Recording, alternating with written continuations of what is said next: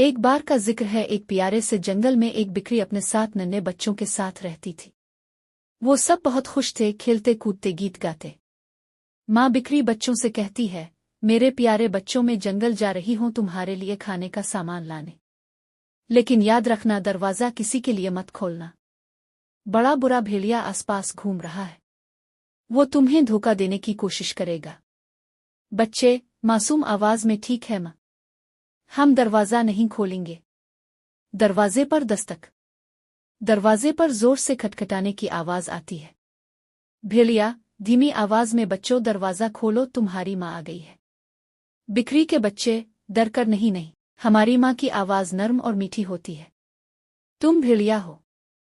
भेड़िया गुस्से से चला जाता है। फिर एक ख्याल आता है। भेड़िया अपनी आवाज बदलने की कोशिश करता है। भेड़िया वापस आकर मीठी आवाज में, प्यारे बच्चों दरवाज़ा खोलो ना, तुम्हारी माँ आ गई है।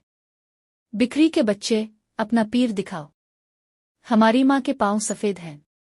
भेड़िया जल्दी से अपने पाँव आटे में तैरता है और दिखाता है। बच्चे खुश होकर दरवाज़ा खोल देते हैं। जैसे ही दरवाज़ा खिलता है, भेड़िया जोर से दौड़ता है। डर भाग दौड़।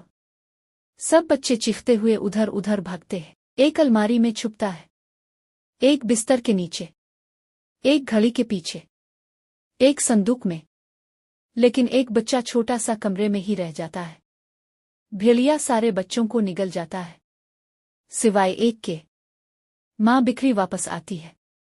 वो घर आती है, दरवाज़ा खुला देखकर हैरान रह जाती है। माँ बिक्री, हाय मेरे बच्चों, ये क्या हो गया?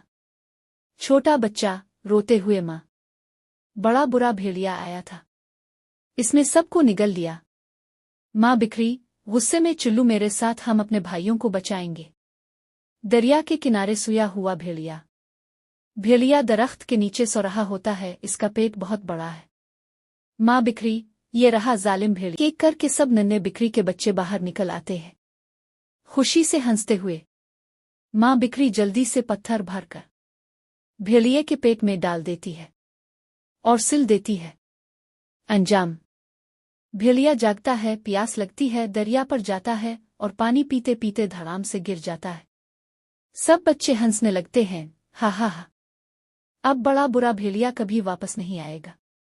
रावी और यूं माँ बिक्री और उसके बच्चे खुशी खुशी रहने लगे। ये कहानी हमें ये सिखाती है कि माँ की बात हमेशा माननी चाहिए और अजनबियों पर भरोसा नहीं करना चाहिए।